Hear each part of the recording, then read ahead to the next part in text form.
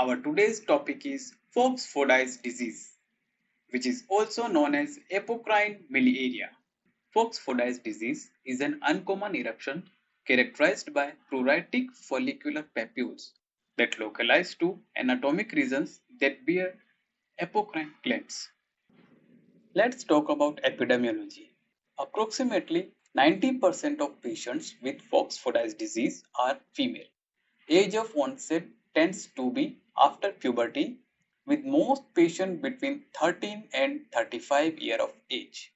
Let's talk about pathogenesis. Follicular plugging. Clinical manifestations of this disease are a result of intraluminal keratin plugging of the follicular infundibula, causing obstruction of the apocrine duct, followed by rupture and inflammation.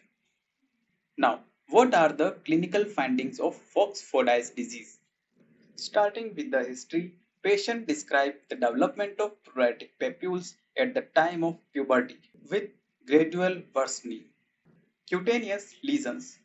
Fox-FORDYCE disease manifests as numerous symmetrically distributed skin colored to slightly yellow or red follicular dome-shaped papules that are equivalent from one another and characteristically intensely pruritic.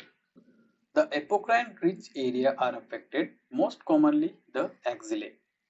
Other areas involved include the pubic area and perineum, mammary areola, pre-sternal area, periumbilical area, and inner upper thighs. Only sparse hair growth is seen in the affected area, and apocrine sweat is not produced in affected area. If we talk about the pathology, the most consistent pathologic finding is dilation and hyperkeratosis of the follicular infundibula. Other findings include spongiosis and solitary dyskeratotic cells throughout the infundibular epidermis. Vacuolar changes at the dermal epidermal junction in conjugation with some lymphocytes can be noted. Let's discuss the treatment part. First, non-surgical therapy.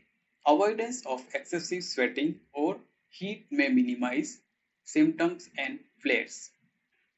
In topical application, topical tretinoin 0.1%, although potentially irritating but can be used. Other is topical corticosteroid can also be used. See, systemic isotretinoid lead to almost complete clearance of the lesions, but lesions reoccurred within 3 months after isotretinoin discontinuation. Now, in the last, the differential diagnosis of Fox-FORDYCE disease. First is lichen planus, second is folliculitis, third is multiple syringomas.